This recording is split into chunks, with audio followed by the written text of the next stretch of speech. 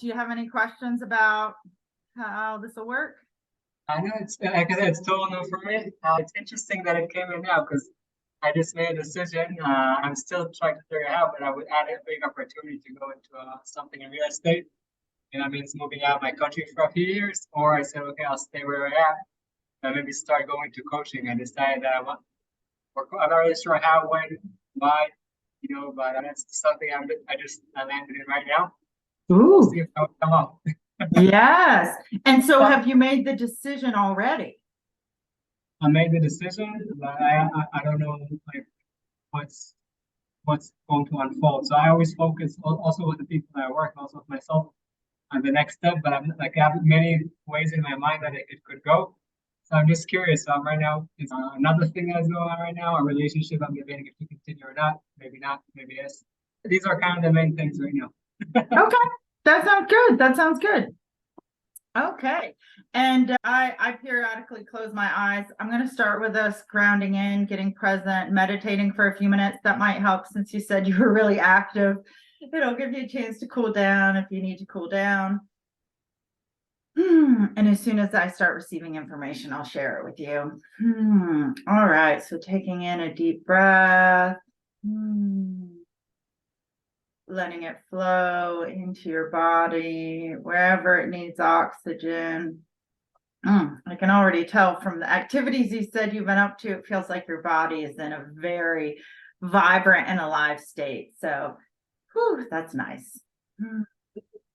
Releasing with an exhale whenever you're ready.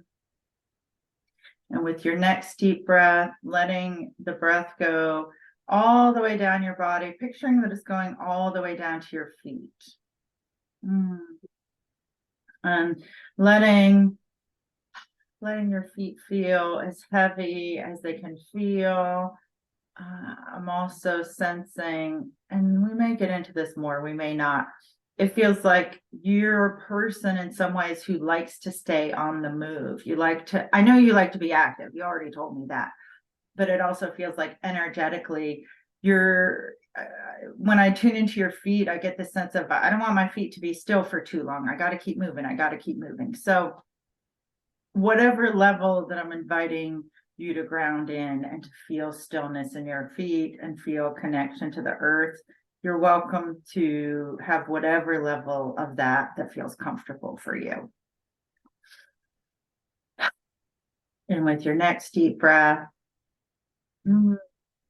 yes, what I'm feeling, the best way for me to describe it is grounding in through your feet doesn't feel like it's the most amenable way for you to ground in, but I almost get more, not quite a pyramid or a cone shape, but more like from your head, you like to ground in a way that is almost, yeah, I guess a pyramid or a cone is a good analogy. It's not even just your feet, it's more that this whole circle of groundedness around you.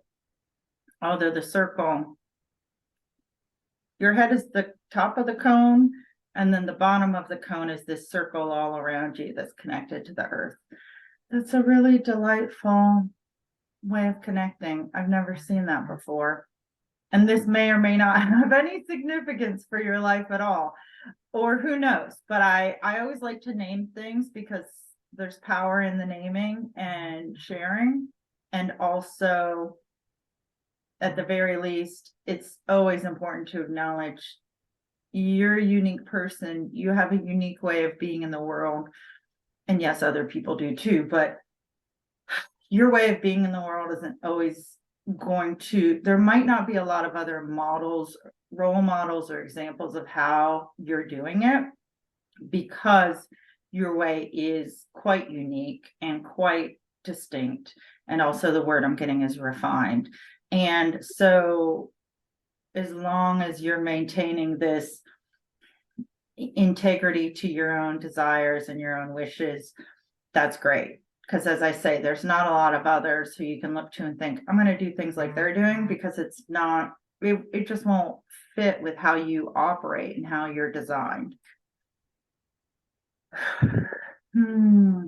With your next deep breath in, we're going to call all the parts of you back to yourself that may be scattered other places, attention that might be on something that happened earlier today or early this morning or last week, anything and everything that's ready to come back in. And this is funny. I'm getting this visual that some of the things coming back, I'm seeing grocery bags or baggage, not luggage for traveling, but like heavy grocery bags. So anything that is coming back to you, if it feels heavy, we're just going to acknowledge that you can have a way of dealing with it that feels comfortable to you, that feels appropriate to you. And you don't have to carry more grocery bags than you can handle. And with your next exhale, releasing, breathing out, blowing out everything that doesn't serve you in this present moment, everything that doesn't serve you in your life right now, everything that it's not yours to attend to, it's not yours to do anything with. It may have been fun or interesting or dynamic in the past, but it's not with what you need right now. And so you're releasing all of that. I'll see if more comes up with this. Something about your mom. I'm just getting this sense of like, I don't know if you had a lot of feelings of duty towards your mother, or she had a certain vision for what she wanted you to do, or there were certain responsibilities that you do for her, like maybe caretaking or checking in on her, things like that. But what I'm feeling is that there has been a shift. Over the last few months, it seems like, although maybe it started in small ways a few years ago, and it was just slowly like drops of water building until everything shifted. So of course, you still love her in whatever way that you do love her, but your commitment to having to either caretake for her, do what she wanted you to do with your life, or being beholden to her visions and her expectations of you, those are being released, and or they have been released. And I don't know if this has fully shown up in your life. As I said, it feels like in the last few months, there was this crystallizing of the idea and the knowing of like, yeah, this is time for my life and my living and the way that I'm doing it. And I love these people, but any unconscious or subconscious responsibility to living out their pictures of what things would be in any dynamic of your life, whether it feels to me like it was very much career, but who knows, it could be relationships too, or other dynamics. Any of that, it's being released, or you can be grateful for the guidance and all of the other delightful things that you did get out of that relationship, and acknowledging that you get to be your own person, and you get to follow your own path, and it's still honoring you and her and other people in your life. I also feel, even as I'm saying this, it feels there's the inner child within you, the small you. To me, he feels somewhere in the age of 2 or 3 or 4. He so much wanted to just be the little boy that his mom looked up to, and so he's sad about this shifting. Like, it's still going fine, but he's just letting me know that he has some emotions about that, and he's crying. So I'm just gonna sit for a moment and see if there's anything else that small boy wants to say. When I ask him, it's almost, I feel it, a shouting, how kids will just all of a sudden they're shouting at you and you're like, whoa. And the shouting feels like a desire from an early age to try and, one way to put it is please everybody, or try and make everybody happy and do what they wanted and do what you wanted and all of this. It's like, and it's interesting because when the people talk about people pleasing, typically they talk about it's this societal conditioning of it. And yet what I'm sensing from this little boy is this was a desire, it feels like, from the soul that he came in with, that you came in with, or at least in your super early years, you felt like, I need to do this. I need to do things for all these people. And waiting to see what else there is to say about that. The most simplest way I can put it is that was who you were as a young man, as a young child. And now, having expressed what this little boy is feeling, what I hear next is now this little boy has grown up into a man, and he did that. He did what other people wanted in a respectful and like serving way, in a giving way. And he was pleasing those people and delighting them, and not in a way that drained his energy, but in a way that really was, it felt like it's just intrinsically what he wanted to do. And now I really get this sense of things change, things turn, and it's like that was early life. And not that you're an old man now, but it's like now this is the later life. This is the grown man. Obviously, you've been a man for a while, but it feels like it really is this turning point of this is the man now who he already did all of that for the other people, and life is now so much what you want it to be, of your own independent seeking, your own serving in the way that is distinctly different. And I think one of the reasons this little boy is bringing up his strong passion and drive and commitment for this serving is there's a part of you, there's a part of him that's scared and sad about not doing that anymore. And what I sense is that anytime you choose to, oh, I'm going to serve people now, I'm going to lean into this and operate from that, that little boy is right there ready for you, ready to do that. So it's not, even though we're releasing it, at any point in time, you can step right back into that. However, it's not gonna, it feels like 90% of the time is not going to be operating from that orientation. It's just going to be something every now and again you think, oh, okay, I'll do this state of interacting with others, serving others for 20 minutes, for an hour or two. And then the rest of the time is that shift back to this is the other orientation that you have in the world. So I'm getting the sense that I've been talking a lot, and it's the time for you to ask a question.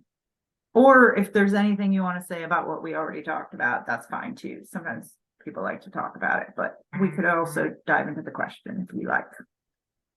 Sure.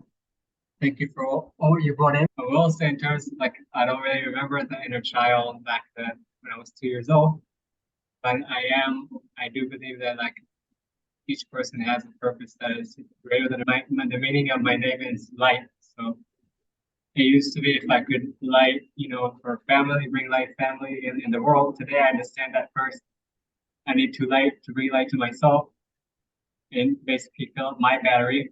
And only this, still I want to serve and be there for others.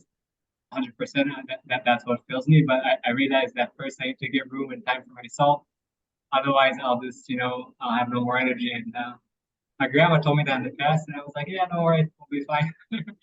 But today I'll be in a place, yeah, I need to invest more in myself. That way I could serve more in a better way, and not serve with 30% battery. I'll serve with much more. Sure. Connect to that. I didn't understand what you said about the beginning. You said the head. So yeah, let me see if I can clarify anything about that. But I also want to say, when you were just sharing, all the goosebumps on my arms, and all the hairs stood up. So powerful. I'm glad you're filling up your own battery first. When you said that your name means light, what I got that relates to this thing about the cone is it in a way feels like the light is here and then it shines down all over you like a spotlight. I don't know if I have a lot more information other than that right now. I can look, and some of it is sometimes there's visuals that, okay, yeah, okay, I get it. Sorry, I'm getting it now. So one of the ways to put it is, let's say instead of a name for you or the descriptors we use, there was a picture that really typified who you are.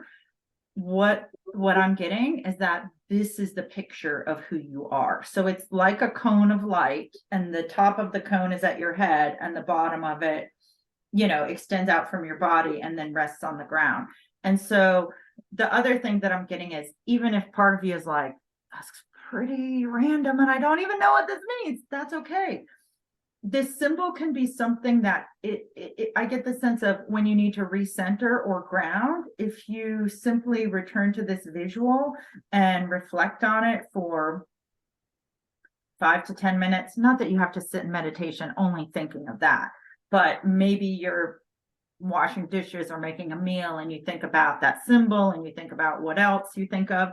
It's a reset visual symbol that represents, in the best way that I can put it, the way in which you as a unique and distinguished being is existing in this world. And with the light analogy, I'm thinking about, there are a desk lamp that, like, let's say my hand is the desk lamp and the lamp part, like how it shines out the light. So a lot of the time, if the top of your head is the crown of this cone and the light's going down, that's how it is oriented. But if you tip it, like if there's a stick or the hand, the whatever you call the thing that holds the lamp part, then the light shines out in this beam of light.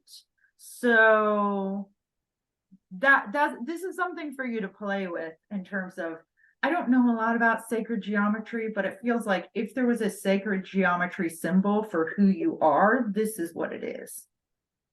How does that feel?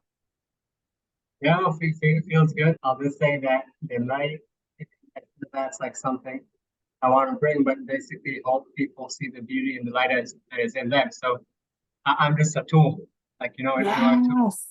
to open. It's not that it's also my light for sure, but I'm saying the light and the beauty is in each human being. Yes. I want to be the one trying, to help them see that beauty in that light. But that, like you said before, first, we should take care of ourselves, otherwise that won't be there. So yeah, that's kind of something I'm trying now to understand how I can do it the best way. And different ideas in my mind. I have different thoughts. I'm just not playing with it. In the beginning, it was more, okay, what am I going to do? And today, I'm like, okay, curious. Like, okay, this can unfold, this can unfold.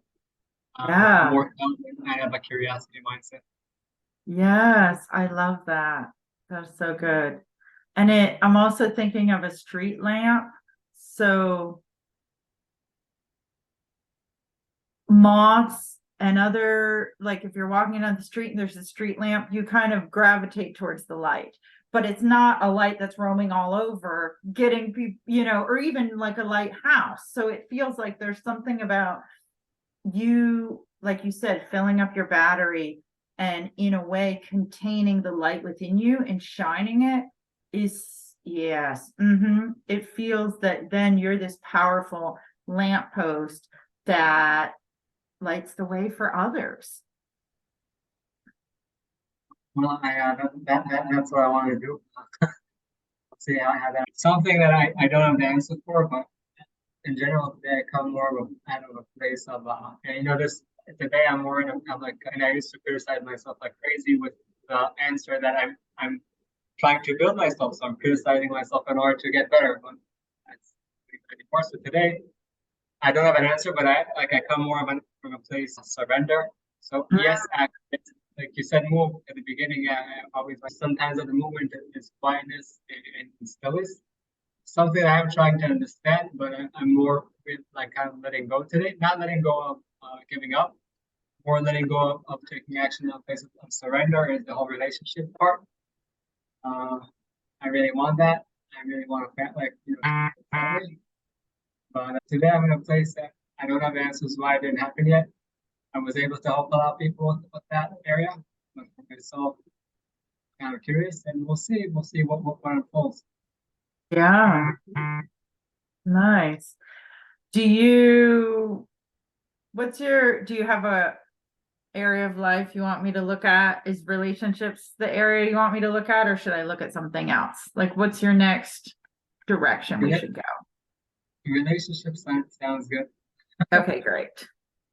Um, Okay, so let me see what there is here. So I don't know if this is how you feel consciously. Sometimes what I perceive is either the unconscious or subconscious or at a soul level. It's not always what people consciously are thinking. And one of the things that comes up right away, and I'll look because I'm sure there's more, is this sense of, and I'm smiling because I like to smile at things, this sense of how do you choose? Or there's so many people, how does one choose and settle down with one person? So the good news, I think, of that is some people look at the world and they think there's no one out there for me, or I can't find a good man, I can't find a good woman. What I get is you look out at the world and you think, wow, there's so many good people out here. Oh, how is one supposed to choose? So now that I've said that, I'm going to see what else there is. Okay. Well, you know how I said before, I don't usually get information people don't want to hear. I hope you're not going to dislike this because it sounds intense, but it also makes me think this speaks to your character and your mission on earth and your purpose and all of that. And again, as I said, what comes through for me is not often the conscious thoughts, it's at a soul level or unconscious or subconscious. So when I feel into the situation about love and relationships, what I hear is you want to feel deep loneliness before you're in partnership. And wow, that's pretty profound. It also, though, shows me that there's a part of you that it's almost you want to know truly, I guess, what you're missing is one way to put it before you have the satisfaction of that beautiful partnership. But more so than that, it feels that in order to do the serving that you want to do and being that light that you want to be, you want to have the full human experience. And it feels that there's a part of you that wants to, for the next, I don't know how long it is, 1 to 3 years ish. It could be less, but that's one of the timelines that I'm getting. Feel a sense of loneliness in that even if you're with other people, sometimes we can be lonely thinking like, I know what kind of relationship I want, but it's not exactly that way, or I don't know if this is going where I want it to go. That unknown and the heartache, it feels that at a soul level, you want to have some of that heartache in a way so that you can be more compassionate towards others. Like it feels like at a soul level, you really desire to feel that in order to both love yourself even more and have compassion for others and be able to shine the light for them too. That being said,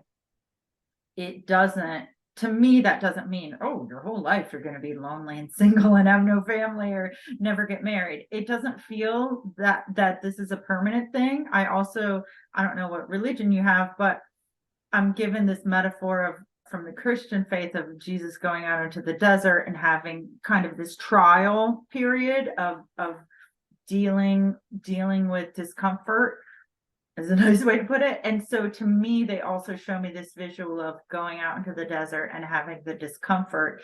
And again, it goes back to this, your soul wants to experience, what we could call pain or heartache or loneliness, not as a punishment or a karma or whatever, but again, for this richness of experiencing the full range of human experience and being strong enough to have a trial and a tribulation and to still be loving and compassionate towards yourself. So Yeah, I'll see if there's anything else. I'm getting to this ability to feel joy despite loneliness. Like, I get a sense of, even if you feel inside that your heart is breaking, you have moments where tears of joy are flowing out of your eyes. And yeah, and it seems you're the they're giving me this term of heart capacity, of the more that you can let yourself, as you were talking about surrender before, that's the other thing that I get with this loneliness. Sometimes people have loneliness, and what I think that means is, okay, now go out and, don't be lonely anymore. Go find the people you connect to. But that's, to me, what this loneliness is showing. And it could be, as I said, even if you're around people, or even if you're in relationship, the loneliness is an invitation to surrender to the heartache, because it feels that surrendering and feeling of it is the process, is the journey. And that's how this heart capacity expands and builds, and as I said, creates this transformation, so that you can be this light, be serving others, be this person who you can help others who are going through similar things or even more difficult things, because you have dealt with that depth at such a level that you can have the deepest compassion and love for them. Yeah. And some of the loneliness they're showing me, it might not be a romantic relationship loneliness. It's a way of, if you can invite in and surrender to all of the different ways that loneliness could show up in your heart. And they're telling me one of the faces of loneliness is disappointment. And so it might not always be that core ache to the soul loneliness. Sometimes the face of loneliness is disappointment. And so also surrendering to that and just being present with that, being kind to yourself. I don't feel that you're going to lose yourself in it. And again, like I said, for some people, loneliness, that's an invitation, like, your needs are not getting met. Go be around people, go find the people. And for you, it's not that type of situation. It's more, let yourself go as deep as it feels you need to go to surrender. And yeah, find all the faces of loneliness.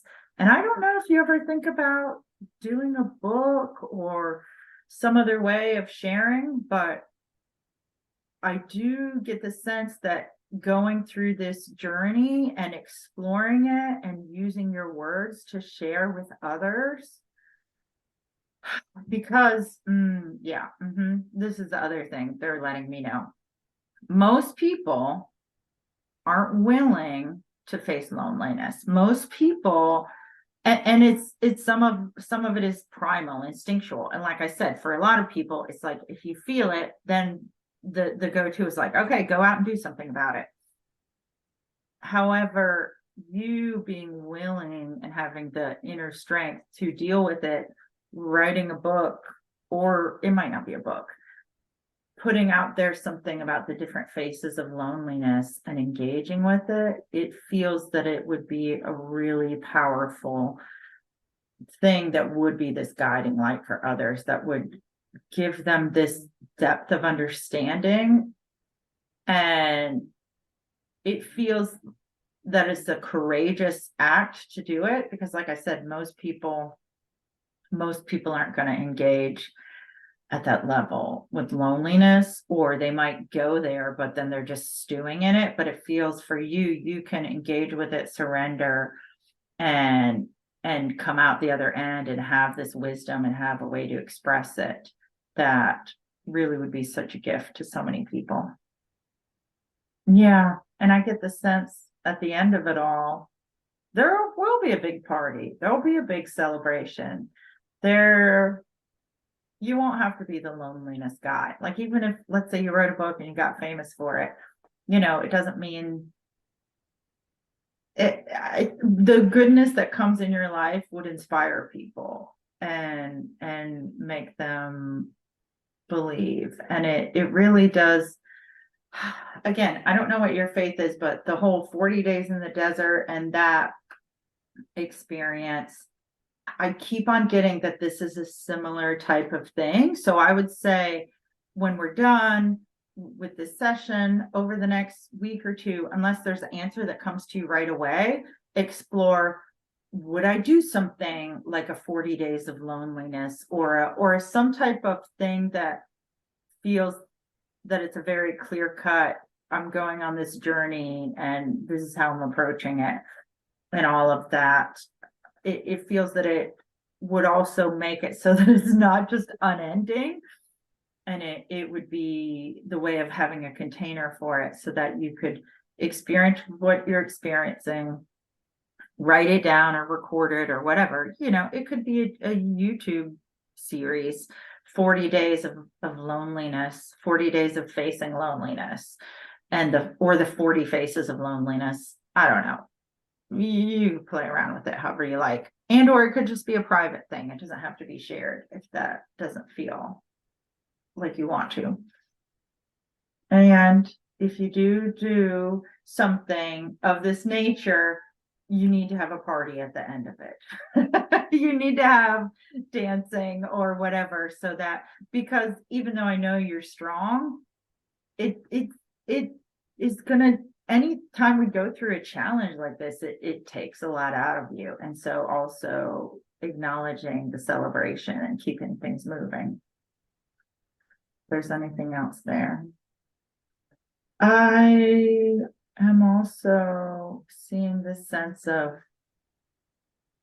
I don't know why I'm getting all these symbols today of this nature. So they're showing me a bird flying in, a white dove or something else, and that it's okay to ask for help at any part of your experience and whatever that means for you.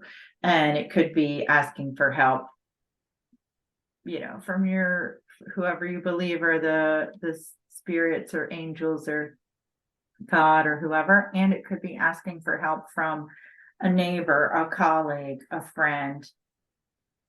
Yeah, I think that's all I have about that for right now. Any questions you have? I like it. A lot has to do with I do like going out of my comfort zone, and for me, loneliness was also something that scared me for a long time. Like, what being lonely? It's like I'm a people person. Like I do have like I look like sometimes violence, but that actually is something that I'm diving more into, getting more alone, not in order to suffer, but yes, also I know that there's suffering inside, but I know that at the other end of that suffer, there is something more pure, and I don't want to try to put it in English. Like I don't want to attach my self-worth to any relationship. So to attach my self-worth to me and to the beauty that is in me that I get from God.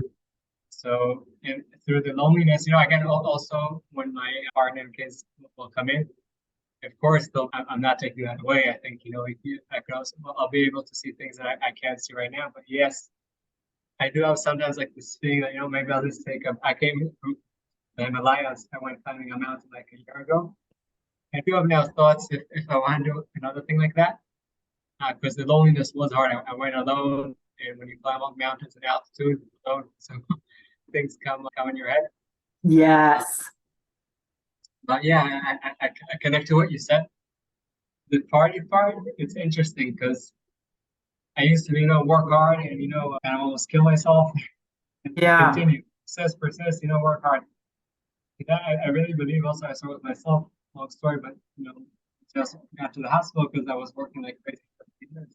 Oh, wow. I realized that it's really important to have that time of celebration. And celebration doesn't mean going now climbing mountains. It could even be having, let's say, for example, I like coffee. So to have that cup of coffee with a date and peanut butter, and for example, love, but be aware. So celebrate and attach whatever that I'm doing to that. So I really connect to what you said about celebrating, and I think each person should celebrate in a way that is good for them. And if there's a party, someone else, friend, all good, not against. But I really connect what you said, like connecting to ourselves and acting out of a place more of surrender. Because I really wasn't like that. I remember in my business. I was just saying San Luis was really challenging times. And then I remember every time I used like to build a plan, build, and like I got knocked down. And Oh like my I felt God. like I was in a boxing. Oh So one wow. morning, I'm Jewish. One morning I woke up, I told God, listen, you know what? I think I got the message. I don't have any control. I got it. All good. I got the message. Let's do now a new deal. I do my part. I act because I do the connecting. I act out of surrender. And whenever you want, surrender is something that loneliness could bring much, I'm not sure I'm saying the right word in English, but a more pure understanding and living surrender. Yes. And, and so I also try to practice that, or once in a quarter, I call it quarterly introspection. I shut my phone, I shut everything. Oh, nice. Yeah, once I did a mistake, and someone like some family, all of a sudden I hear someone coming up the steps, and he comes in like and slaps me. Like, what? And then it's like we thought you were dead or something. Oh So, my okay, gosh. I get my mistake. Next time I'll tell you. But so yeah, I'm learning. But yeah, I connected to what you said. Energy anymore to continue. Then I try to dig even more inside, even more. And also, because I do think it's a way to connect more to ourselves. It's like climbing a mountain. Climbing could be really hard, but when you get to the top, you're like, wow. But yes, also when I climb a mountain to learn, there are people I can ask for help. Because when you really like helping other people, it feels that asking for help is like I'll be okay. So it's Right. something that I'm working on the past maybe year. Like when needed, yes, ask for help. I won't say I'm 100% there, but I am getting better. God has so many creations that He created. So yeah, trying to work on that more. Once I'll end with that. My ex-girlfriend, told me one time, it was a few years ago. Yeah, you stop being Superman. Like every time you want to help me, but every time I want to help you, like you close the gate. Mm. Eventually, you'll collapse. And, and I did. I did. Uh, so yeah, working on that. Ah, mm, that's powerful reflection. Thank you. Thank you for sharing. Is there anything else you'd like to share with the viewers about? Was this helpful for you? Did it feel clear and connecting? I know you shared a little bit of that just now. However, I just want to know so they can know. Does Yeah. this seem like it gives you something to do that feels expansive or affirming and helpful? Yeah. So first, I appreciate you bringing everything up and whatever you channeled through. Thank you very much for that. You're And welcome. it's powerful for a place like you said at the beginning of first. Yes, there are a lot of things that connected. Whatever connected, whatever less connected. Maybe I need to look again. Maybe see a different connection. And I think it's powerful even when we do a reflection on that. So when I go and watch again, because I believe that any contact in life, any connection, if it happened, there's a reason that happened. So also right now, this connection. And the wisdom that you bring, the challenge that you bring through, there's a lot of beauty in there. And I just need, there are things that I saw you right now, and I think it's beautiful because it's opportunity for me to listen again and to see, what more of the gold that is in there I could dig and see more of it. So, thank you very much for that. Appreciate it. That sounds so rich. And I'm so delighted. I hope you keep me posted with whatever happens with your channel and maybe book or whatever it becomes. And if you want to send me your channel link, I can when this is live, I can link it below so that if people want to follow you, because I'm sure people are going to want to follow you. I feel really excited for the impact you're going to continue to have on people, and you're an amazing person doing such good things. And I don't think you would have this invitation to delve deep into loneliness, as I said before, if you didn't have also this such a powerful quality to bring to others and to be a shining example of Superman, but in a healthy way. Person that I like people like you and from other people. So I'm just trying to be a student in life and to learn from other people and sometimes share the learnings. But I really appreciate that. It is really interesting actually what you said about the book. Someone else also told me that in the past about writing. it's something that it's in my head. I don't know. Yeah. Well, it's I mean, so I wrote a book this year and I self-published. It's not very long, you can see. And every so often someone will email me or text me, I read your book, this is what happened. And it's not a bestseller yet, but even I didn't wait for somebody else to give me permission to write it. I knew that writing it would be good for me and good for, even if just 5 people read it, more than 5 people have read it. I just want to encourage you, because it may be cliche, but it is very true that you don't even realize who's going to be interested in what you have to say. Oh yeah, now I'm getting all the tingles. So that's also the message I'm supposed to give you today. Now I'm seeing that. Encouraging you to think about the way that you feel your connection to God and your connection to your life purpose. There are people out there, probably 1 or 2 people in your circle right now, who are floundering with life. And your book could be the thing that awakens in them this thing that stops them from floundering. The nugget of, oh, life could be different. Oh, maybe I could have faith or trust or surrender or love. I really strongly feel that. And I don't know if it's a direct person that you know, or if it's a friend of a friend or whoever, but I really strongly feel, and sometimes that's what motivates me, is I think about, okay, forget the drama of like, will anybody read this? Will anybody like it? But if it can make one person have a moment where they get out of depression, or they don't think so poorly of themselves, or they courageously step towards something they want, it literally could be life-changing. And that's what I feel about your book. And again, you could self-publish and it doesn't take a ton of effort. I mean, yes, there is effort, of course, but knowing that your book could be having this ripple effect that's literally saving lives, like, it feels to me that profound. It could save someone's life who is seriously in a bad place. And in that way, no pressure, but why not get over any weird feelings of, I don't know, or how am I going to do it? But it's like, if I'm going to save someone's life by writing a book, I'm going to write that book. So, okay. Got it. All right. Thank you. You're welcome. So our time is coming to a close. Do you feel complete if we wrap it up? Do you feel good if we go? Yeah. Great. Thank you. Awesome. I appreciate all the wisdom that you brought.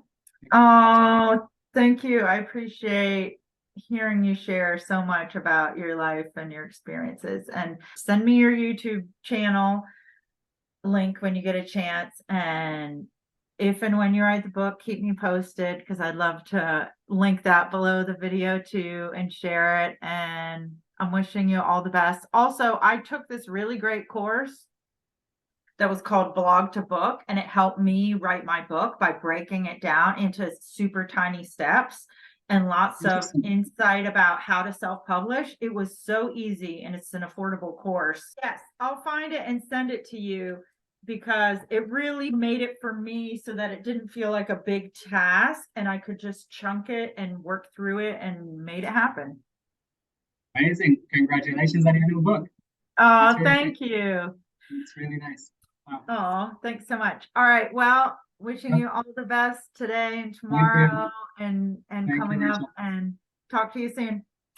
Thank you very much. Appreciate your time, your wisdom. The tree's here to be an ally to you, a friend, an advisor, a life coach, and that person, that being who inspires you and makes you feel better on a day when maybe things really aren't going for you. If you are feeling the stresses of the world and they're weighing you down, this book, Talk to the Trees, will allow you to have the calm seep into your life and infuse your day, so that you feel that grounded sense that you feel when you're out in the forest or looking at the trees, or on a long vacation when you feel so restored. They can lend their wisdom to you so that you feel more able to make better decisions.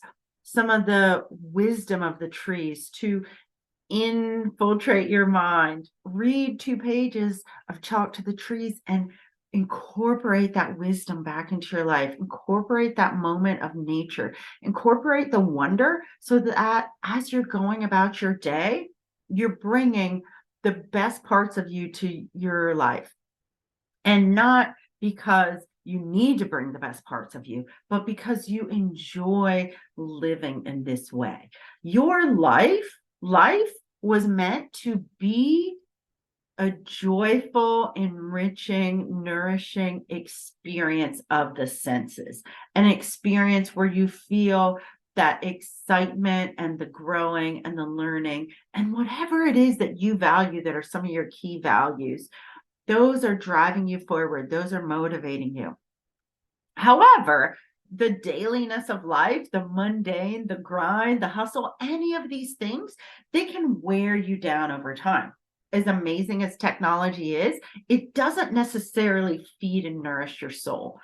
But spending time in the natural world at an energetic level, at a physiological level, at a biological level, it really energizes you. It reduces inflammation. It boosts your immune system. All of those things, it re-engages and reinvigorates you. So give yourself the time today to spend some time in nature, to talk to the trees in whatever way that you do it. And pick up a copy of the book if you haven't already. It's a great gift for a nature lover in your life, or someone who is going through a time in which they could use that love, that care package to make their days a little bit brighter. This is the perfect gift to give them to brighten every day.